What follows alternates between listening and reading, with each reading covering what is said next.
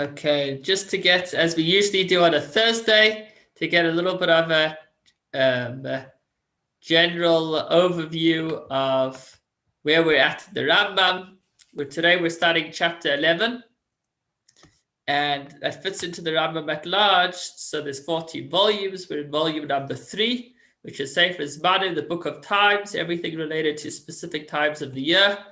And in this book, there are approximately 11, I think, sections, and we are in section number 1, which is the laws of Shabbos. It's a very large section.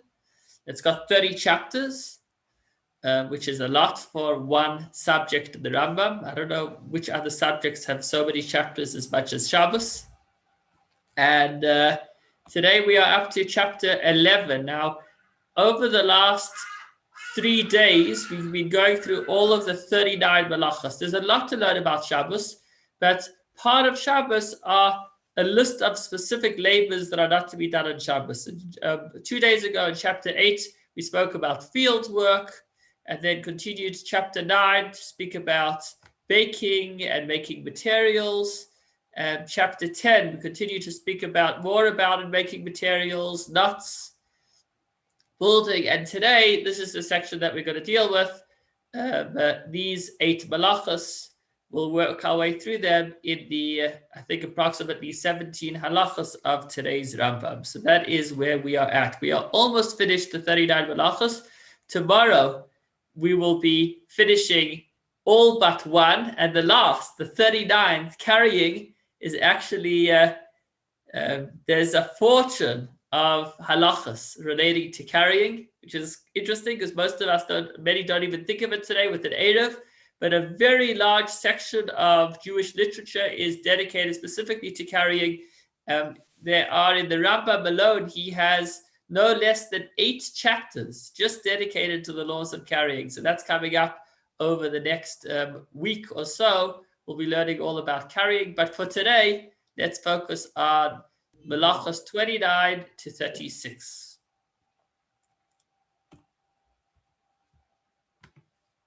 Okay.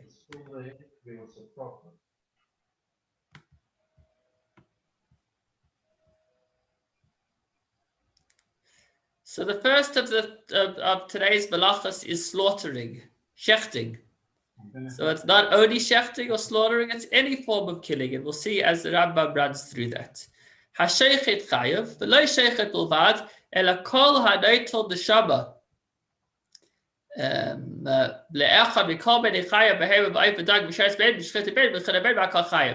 shechting is something that is one of the forbidden labors of Shabbos, and not only shechting, but anybody who takes the life of a living beast, whether it be by me in the morning, about 8:10. Sorry, just a moment. Okay. Whether it be a living beast, an animal, a bird, a fish, a crawling animal, whether slaughtering, stabbing, beating, any of these activities make a person liable for breaking Shabbos. So in simple terms, we are not allowed to take a life of any creature on Shabbos. So even a person who strangled a living creature performs a derivative of shechting. Usually by shechting, there has to be blood involved. Even strangulation, where there is no blood involved, still one is liable for this prohibition. Therefore, if one removed a fish from the glass of water in which it was kept, that is the malacha of sheichet, of killing, because by removing it from the water, it is unable to breathe. And so you are ultimately strangling it. Indeed, one is liable even if he returns it to the water before the fish actually dies, as long as a portion of its body as wide as a cellar, which is a little coin, between its fins become dry. At that point, it is irrecoverable. It won't be able to survive, and you would be liable for breaking Shabbos. The person who inserts his hand into an animal's womb and removes the fetus from the womb is liable, causing it to die. A person who kills insects and worms that are conceived through male-female relations, or fleas that come into being from dust, is liable as if he killed an animal or a beast. In contrast, the person who is not liable for killing insects and worms that come into being from dung, rotten fruit or the like worms found in meat or those found in legumes. Interestingly, scientists today have questioned, based on new scientific findings, whether we would divide it in the same way, we'd differentiate it the same way between different types of insects. But the Rebbe, for example, was of the opinion that even on the scientific grounds, the distinction that Rambam just made does exist, meaning that there are certain insects that if one kills them, one is liable, and others that one shouldn't, but if one did kill them, they are not liable. In fact, sometimes one is even allowed to kill specific insects because of the way that they are procreated. A person who checks his clothes for lice on Shabbos may rub off the lice and discard them, even if the lice will be killed as a result of that, because lice come into being from sweat, and therefore that isn't halachically considered a creature for one to be considered liable for killing them. So that's quite an interesting one. One's allowed to kill beasts or insects whose bites are surely deadly as soon as one sees them. We said before that preservation of life comes first. Already in the second chapter of the laws of Shabbos, we spoke about how all of Shabbos is put aside to save a life. So if there's a dangerous animal, one certainly can go ahead and kill them and should. For example, flies in Egypt, hornets in Inve, scorpions in Adabida, snakes in Israel, and rabid dogs in all places. These are animals that are dangerous, and one should not hesitate to kill them. The following rules apply with regards to other dangerous animals, and these are types that won't attack unless they are threatened. So if they are chasing a person, one may kill them. If they are staying in their place or fleeing from the person, one is not allowed to kill them. However, if one steps on them accidentally as one walks and kills them, this would be allowed because they are still somewhat dangerous. That was as far as slaughtering. Those were the first 4 halachas. Let's learn now about skinning. I imagine most of you probably didn't do that in the last week or in your lifetime, skin an animal, but that is one of the 39 malachas. A person who skins a portion of an animal's hide large enough to make an amulet is liable. Similarly, one who processes a portion of an animal's hide large enough to make an amulet is liable. So that's actually tanning. It's a separate one of the malachas. Just as one who possesses a hide is liable, so too is one who salts a hide. That's also a process of the tanning.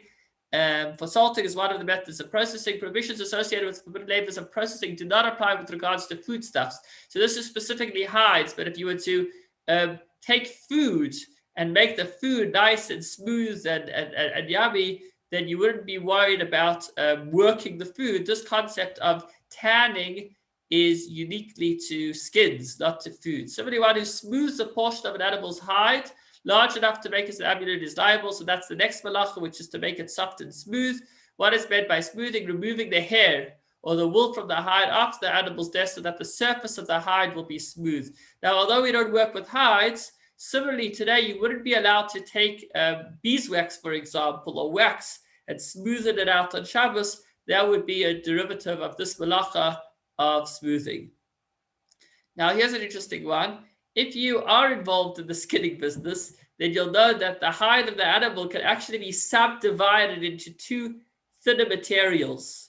And separating the one part of the skin from the other part of the skin is also one of the malachas. That is considered part of the process of tanning. The person who separates duchsustus from klaf, which is the 2 different parts of the skin, is liable for performing a derivative of skinning. A person who separates a portion from a hide large enough to make an amulet is liable again. This is where you're dividing the hide in half. A person who treads upon a hide with his feet until it becomes hard or softens it with his hands, extending it and leveling it as the leather workers do. Again, if you're making leather out of skin, however you're doing it, whether you're stamping on it or softening it with your hands, that would all be a derivative of processing. So here's an interesting one. It just came to mind at this moment. I recently bought a pair of shoes and they were hurting the back of my foot because they're new. In fact, I had to stop wearing them. And I inquired from the seller what to do about it. And he said, no, sometimes because of the way they make the shoes and they put it in molds, so sometimes the back would be rather hard and it would be not in the exact position. So he said I should actually take a warm cloth and slowly bend it over and soften that leather in the back. And that way it will stop hurting my foot. And if I think about it, I mean, this needs to be verified. that probably would be forbidden on Shabbos because it's a form of working leather, working skin. So if on Shabbos morning I'm about to go on a long walk and I've got a new pair of shoes and I actually want to soften the back of the leather so it doesn't hurt my foot, that might very well be the malacha of tanning because you're actually taking a piece of skin and you're making it soft. Sorry, Rabbi, can I just Yes. interrupt you? Because at this point I'm having trouble focusing on moving on because I can't get past that bit about insects and things coming from dust and coming from rotting vegetables. Yeah. I mean, obviously I realized when the Rambam wrote this, there was no microbiology, but we know now that all these things are because other insects lay eggs. Yeah. You know, you don't get things that come from dust. It just doesn't happen. So what's the story? That's beyond my scope. I don't know enough science to answer that, but I do know that there's still a debate today. And the Rebbe, who was a scientist, was of the opinion that there is still a distinction between different types of insects, even though we're aware of the modern findings. But what that distinction is, I don't know. So I guess it's beyond my knowledge. I'm not able to answer your question. Okay, not a problem. Thanks so much, though. Sure. So other examples, moving on back to smoothing, is a person who pulls a feather from the wing of a chicken is liable for forming a derivative of the name of smoothing. Similarly, a person who smears a poultice of even the smaller size beeswax, tar, or other entities that are smeared until a smooth surface is produced is liable for performing a derivative of the forbidden labor of smoothing. So to take any type of material, paste or whatever it is, and to make it smooth on Shabbos would be something that is not allowed. The person who rubs a hide that is suspended between pillars is liable for smoothing. Again, you're rubbing it in order to probably soften it. And again, this would be forbidden. So that was as far as skinning, tanning, and smoothing. Now let's talk about cutting. Quite an interesting one. I don't know if you've ever heard of this phenomena of toilet paper and Shabbos and how do you go about it. Once upon a time, there was an Erev Shabbos, so a Friday afternoon activity where people would actually cut up the roll of toilet paper so they wouldn't need to cut it on Shabbos until they invented pre-cut toilet paper or tissues or whatever they have in shuls today. But let's learn about that. So a person who cuts a portion from a hide, this is where it originally started because it's in the context of the temple of making leather curtains. That's where cutting was done. But today it exists in any context. So if you cut a piece of leather large enough to be used for an amulet, which is quite small, provided he cuts it with a specific length and width in mind, he's liable. Cutting in this manner is considered as a labor forbidden on Shabbos. If one cuts with a destructive intent or without a precise measure, doing so either without thought entirely or for pleasure is not liable. So if you're actually cutting something not to any particular dimension or just to be destructive, then you wouldn't be chayav, but it still wouldn't be allowed. So an example of this would be, again, a roll of toilet paper. If it's got perforated dots, so if you're going to break it in the place where it's usually broken, then it is being cut to size. And that's a problem. But if you're breaking it between the perforated lines at a random size, so it's not an exact square, then you wouldn't be liable. It would still be forbidden by the sages. And if there are no other tissues around, then leniency is granted for the purpose of human dignity, specifically after using the washroom. So that would be an example of where you would specifically break it not on the line, but between the lines, so you're not cutting to size. Although even that shouldn't be done, but in unique circumstances it can be, such as if one is trapped in the bathroom without having material to take care of their needs. A person who trims down the down from a wing of a fowl, again, is liable for a derivative of cutting. So if they were trimming the wings, I don't know much about it, but it doesn't sound too pleasant to me. Similarly, one who planes a beam of cedar wood is liable for cutting. So again, you're cutting it down to size, you're planing it. Similarly, anyone who cuts a piece of wood or a piece of metal is liable for cutting. The person who takes a small piece of wood and trims it to use as a toothpick or to pry open a door, again, is liable. So any form of cutting is something, if you're cutting it to size or to measurement, then it's a biblical violation. And if you're cutting it haphazardly, then that would be something that is just forbidden by the rabbi. So that is one of the things that we don't do on Shabbos. Furthermore, any article that is fit to be used as animal fodder, well, this is actually an exception, meaning straw, soft grasses, palm branches, and the like, may be trimmed on Shabbos, because the idea of preparing a vessel doesn't apply to food. So if you've got animal food, then you would be allowed to cut it to size. And the same thing would be if you want to cut up a pie or a cake or whatever it is on Shabbos, you would be allowed to cut it to size, because cutting doesn't apply to food. It is permitted to break fragrant branches by hand for the sake of their scent. So if you've got besamim, if you've got some kind of box of spices and you want to kind of crack a branch in half to smell it, again, that's allowed, although they're hard and dry. You can also strip their bark as one desires. This is obviously already when they detach from the ground, regardless of whether one strips the bark or a small branch or a large branch. So you are allowed to cut food, and you are allowed to cut things that give smell once they've been detached from the ground. But that said, I'm sure that I will mention elsewhere, even if one is cutting, one shouldn't use a scissors, because since a scissors is designated for usually cutting to size, so you would want to not cut in such a way. I think I may be corrected on that. So that was as far as cutting. And now moving on to writing, erasing, and ruling lines. So here's a whole section on writing. A person who writes 2 letters is liable. So once it's 2 letters, then it's a biblical violation. If it's 1 letter, then that's only rabbinically forbidden. We'll speak more about that soon. Similarly, a person who erases, or not similarly, the next malacha is erasing. So a person who erases writing in order to write 2 letters is also liable. So this will be relevant also as far as cakes. If you've got a special congratulations, a cake, somebody's celebrating a birthday, would you be allowed to cut the writing on the cake? We'll get to that in a moment.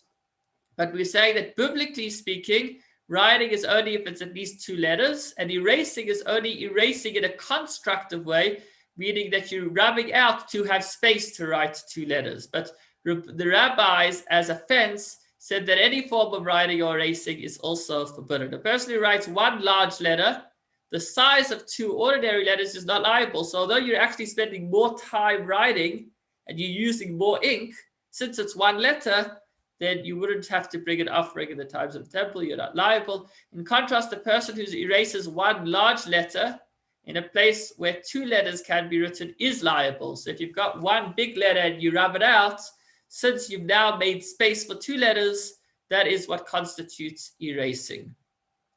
A person who, so that's interesting. To write 1 letter is never a biblical violation, but to erase 1 letter would be a biblical violation if you've left space to write 2. Okay. A person who wrote 1 letter that concluded a scroll is liable. That's an interesting one. Some people say that maybe it's because there's a separate malacha, which is that you're not allowed to complete a task. You see over here, he says, actually over here it's earlier, final bang of the hammer. You would have learned about that yesterday. So some say that maybe that's the reason for this malacha, because it's, after all, it's just 1 letter. Others say that no, that is what's writing in this context, because it's completing it. The person who writes for the sake of ruining the parchment is liable. This would only be according to the Rambam, who says that, anyhow, there's a whole debate about if you're doing something that's not allowed, but for a different purpose, are you or aren't you liable? And the Rambam says you are. It's called the Malacha She'edet Shricha L'Gufa. But what is liable for the writing itself and the surface on which the letters are written is not significant. If one rubs out writing with the intent of ruining the writing surface, one is not liable, because we have a general principle that any prohibitive activity that is done in a destructive way is not biblically forbidden on Shabbos. Should one rub out ink that fell on a scroll or rub out wax that fell on a writing tablet, one is liable if the rubbed out portion is large enough to be able to write 2 letters. So that was kind of straightforward. Now let's learn more about writing. A person who writes the same letter twice and thus produces a word, like the Hebrew words dad or tas or gag, which is a roof, rar, sheish, sas, chach, all of these different words, even though you've only written one letter, since you've written that letter twice, you would still be liable. And is liable for writing in any language and with any characters, or even for making 2 marks. So it's not specifically writing, but it's any form of symbols. So if you know Chinese and you make a house or whatever it is, which means whatever it is, then once you've made 2 such symbols, you would be liable. Although it's quite interesting because in Chinese, each symbol is a whole word. So that's an interesting question. Would you not be liable? You've written not just a letter, you've written a whole word. But the truth is that we'll see in a moment that if you write one letter that represents a full word, you wouldn't be biblically liable. So it needs to be specifically 2. 2 letters, 2 characters, 2 marks. Okay, a person is not liable for writing in the following circumstances. So you see over here, this on the right is a ches. This is how a ches is written in the Torah. It's 2 zayins of the bridge. This over here are 2 zayins. So let's see what happens. He writes one letter next to writing that existed previously. So you're not liable because you've only written one letter. He writes on top of writing that existed previously. So you're actually writing over writing that already exists. He writes, he intended to write a ches and instead wrote 2 zayinim, or makes a similar error with regards to other letters. So you wrote 2 letters, but you were actually intending to write a ches. Since you're intending to write a ches, so therefore, you've only written one letter, or in the middle of writing one letter. So that's quite interesting. Your intention will determine whether you're liable or not, which is something unique to Shabbos. In Shabbos, intention plays a much larger role than other things. You know, if a person ate non-kosher and it was by mistake, they still have to. If a person, when it comes to Shabbos, didn't intend on something, that actually does have an effect. So this would be an example. If he wanted to write 2 zayins, then he would be liable. But if he's in the process of writing one ches, so then he won't be liable because it's still one letter, even though it looks identical to 2. It's not just looks identical, it is identical to 2 zayins. Okay. He writes one letter on the floor of a house and one letter on the beams of the ceiling, for they are not read as a single unit. So if you're writing one letter on the roof and one on the floor, then it's not a word. It's 2 letters, but they're haphazard. They don't come together. He writes 2 letters on 2 pages of a writing tablet that are not read as a single unit. But if you write 2 letters in 2 corners of the walls of a house, so you wrote one letter over here and then another one right over there, or 2 walls, and you're writing one over there and one over there, so then you would be liable because it can be read together. Okay. If a person took a parchment or the like and wrote one letter upon it in one city, traveled that same Shabbos to another city where he wrote a second letter on another scroll, he's still liable. Why? Because the 2 parchments can be brought together. And since you are able to line up the 2 pieces of paper side by side, and when you do that, you'll have a word across them. So that would still constitute writing. The person who writes merely one letter is not liable, even if that letter represents a word. I mentioned this earlier. For example, one wrote a mem, and everyone knows that mem means meiser. It means that you've already given tithes. If sometimes in produce, you would want to write down which produce has been tithed and which produce hasn't. So you'll just write a little mem, and mem stands for meiser, and then that's your clue. So although that one letter represents an entire word, since it's only one letter, it would not make you liable. I know that today, if you're writing a confidential letter in Hebrew, if you just put a ches on top, then people understand, or some people understand, those that are familiar, that if you see a closed letter, there's a ches on top, then that probably means that it's confidential. Chashai, it's a secret. So if you did that, then you would not be liable because it's only one letter, not 2. But again, the rabbis still forbid any form of writing. Similarly, if you wrote mem for 40, one is not liable. Again, it's one letter, even though it represents a full word. 40, it's just one letter. If one was checking a single letter and divided it, creating 2 letters, one is liable. For example, one divided the connecting lines of a ches, creating 2 zaydim. So if you took this ches over here, quite interesting, just by cutting it in half, you've actually formed 2 new letters. and so you would be liable just by taking away the bridge. Number 14, a person who writes with his left hand, with the back of one's hand, with his feet, his mouth, or with his elbow is not liable. When would this be relevant? So if a person, for whatever reason, does have to write on Shabbos, for example, if you're a doctor and somebody has come to you for a script that they need on Shabbos itself, so then you would write the script in one of these methods, obviously provided you're not compromising on his health. So if you have a bit of time, then you would rather use your secondary hand, your left hand, or the back of your hand. That way, although it's allowed to save a life, you still want to minimize breaking Shabbos as much as possible. And by doing it in a shinoi, in an irregular way, then you're actually not perfectly liable. A left-handed person who writes with his right hand, which for him is equivalent to other people's left hand, is not liable. So again, it's not literally steadfast rule right and left, but rather it means the hand that's dominant.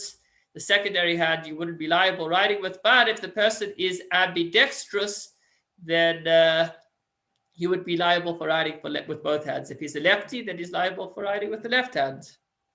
When a child holds the pen, this is a very interesting one. So you've got your kids holding the pen. I mean, you shouldn't be doing this, but if the kid was holding the pen and an adult moved the hand, so let's illustrate this. So here I have a pen, and then I took this hand and I grabbed the top of the hand and I moved it wherever I wanted to write. So this hand is not considered to be doing the malacha. It's this hand. This hand is just like the tool.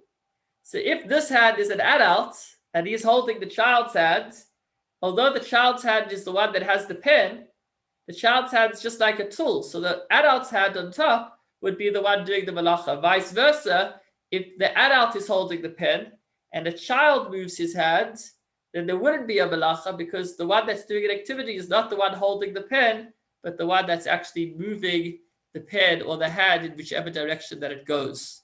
Number 15, person who writes is not liable until he writes, this is an interesting one, with a substance that leaves a permanent mark. So today in Israel, you'll have in hospitals, doctors, they'll have special pens. It's quite fascinating where the ink disappears after a couple of hours. So it only disappears after the amount of time where whatever they were scribing would have already been done.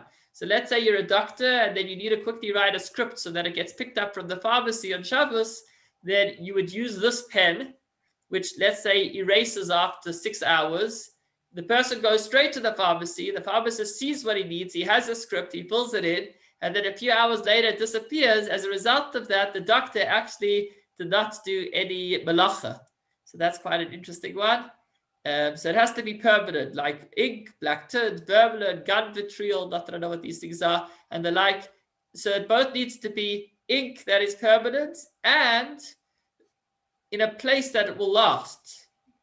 So like on skin, parchment, paper, wood, or the like. But a person is not liable if he writes with a substance that does not leave a permanent mark. For example, fruit juice or food, or if he writes with ink and the like on a substance like vegetable leaves where the writing will not be preserved, but is liable only when writing with a substance that leaves a permanent mark on a permanent surface. Similarly, with regards to the verb neighbor of erasing, a person who erases is only liable if you're erasing something that's permanent. But if it was something that was temporary in the first place, then you would not be liable. I wonder how pencil would fit in. I think pencil is considered permanent because as long as you don't erase it, it will stay. So the definition of permanent doesn't mean that it can't be erased. The definition of permanent means that it will stay as is. It won't just fade away. Okay, that was a little bit more on writing. I see we're running out of time, so we'll try to finish up quickly. A person who writes on his skin, this is a very interesting halacha, is liable, even though gradually the writing that you've written will eventually dissolve, because a person's flesh is like skin, like animal skin. Even though the warmth of his flesh will cause the writing to fade, this is comparable to writing that was erased. Meaning what we're saying is that the skin, my skin, the writing would stay forever. The only reason the writing fades away is because other substances, whether it be the shower or whether it be sweat, gradually rub it away. So writing on a hand, one would be liable.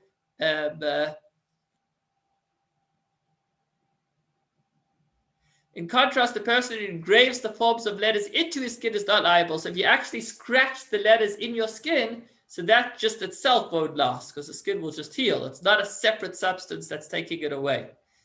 The person who cuts out the form of letters on a hide is liable. So if you're actually cutting out the letters like a stencil, you would be liable. The person who makes a mark in the shape of the letters on a hide is not liable. So if it's just, you're not actually cut it out, but you just outline it by scratching, then you wouldn't be liable. It's still not allowed. A person who traces over letters that were written with vermilion, with ink, is liable for 2 transgressions. Very interesting. So let's say you had a blue pen and now you're writing over it with a green pen. You're simultaneously erasing the blue pen by writing over it, and you're writing the new letters in green. So you actually would be doing 2 violations in one, both erasing the green and writing the blue. Yeah. However, a person who traces with ink over letters, but if you're writing with black over black, then you wouldn't be liable because you're actually not doing anything because it was black and it's staying black. Just quickly finish up. Number 17, making lines. Making designs is a derivative of the forbidden name of writing. Before we get to that, still a little bit more about writing. What is implied? A person who makes designs or creates forms on a wall or with red color and the like, as artists do. So if you draw, that is also forbidden on Shabbos. By the way, this is also relevant for Chol HaMoed. On the intermediary days of Sukkot and Pesach, one is not allowed to write and also wouldn't be allowed to do pictures. So for example, the game Pictionary wouldn't be allowed to be played on Chol HaMoed. Similarly, a person who erases a design for the sake of correcting it is liable for performing a derivative of erasing. So erasing applies both to words as well as decorations. A person who rules a line in order to write 2 letters below that line is liable. So the way a mezuzah, for example, is written is that there are lines scratched into it, so Torah as well, and then you use those scratches as a line to write on. So that is another one of the 39 malachas. Carpenters who draw a red line on a beam to enable them to saw evenly perform a derivative of ruling a line. Similarly, a stones mason who makes lines on a stone so that he will cut evenly is doing the malacha. One is liable regardless of whether the line one rules is colored or without a color. So even if there's no ink, as long as you're scratching a line in and it's for the purpose of writing, then you would be liable. That takes us to the end of today's halachas. Just to mention one practical example regarding writing and erasing. So I said we'd speak about it later, so I'll mention very briefly because I see we've gone slightly over the time and I'm sorry for that. So that is cakes.